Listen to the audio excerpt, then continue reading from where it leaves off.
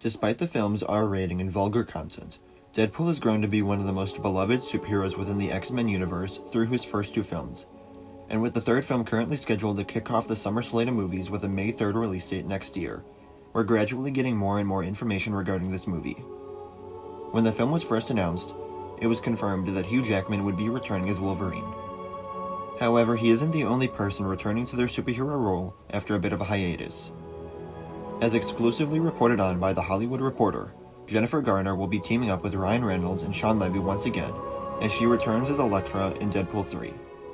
The trio previously worked on The Atom Project together, a Netflix film that I personally enjoyed a ton, and this would mark almost 20 years since Garner starred as the anti-heroine.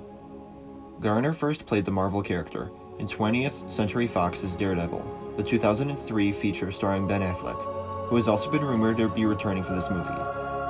While the film was not a hit, it did lead to an Elektra movie 2 years later. That too was not a box office success, but it was noteworthy as Garner was one of the few women to lead a studio comic book movie at the time.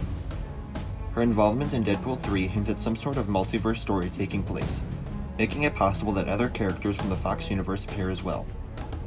I've heard discussions and theories about this film being based on the Deadpool Kills the Marvel Universe comic, as a way to deal with continuity and the acquisition of Fox by Disney, which would hopefully allow for the X-Men to be seamlessly added into the MCU. For those who aren't familiar with what this comic is, Deadpool Kills the Marvel Universe is a 4-part Elseworld story in which an alternate version of Deadpool, caught by the X-Men, is taken to Ravencroft Asylum and put under the care of a psychiatrist named Dr. Benjamin Bryden, who in reality is the microverse villain Psycho Man, who is using his position to break the villains under his care so he can shape them into his own private army. This leads to Deadpool being sent on a new one-man war against the Marvel Universe, which leads to an outrageously high death toll. What may be happening here in Deadpool 3 is that instead of the Marvel Universe, Deadpool will go out killing every character from the Fox Universe, which would include someone like Garner's Elektra, as a way to clean up the timeline.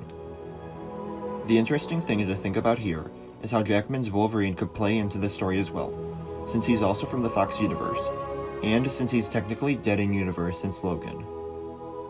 Actor Karan Soni, who plays cab driver Dopinder in all 3 Deadpool films, also spoke about the early stages of production for the film, confirming that despite now being under the helm of Disney rather than Fox, the movie has still very much earned its R rating and won't feel any different than the previous 2 films.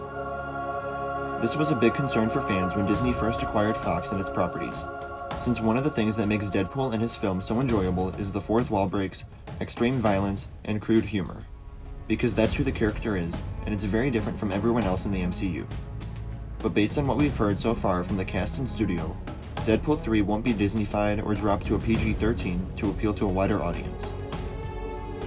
What do you think of Elektra's reported inclusion in Deadpool 3? Let me know in the comments below. Remember to like the video, and subscribe for more up-to-date Marvel news, and remember to follow me on Instagram, Twitter, and TikTok.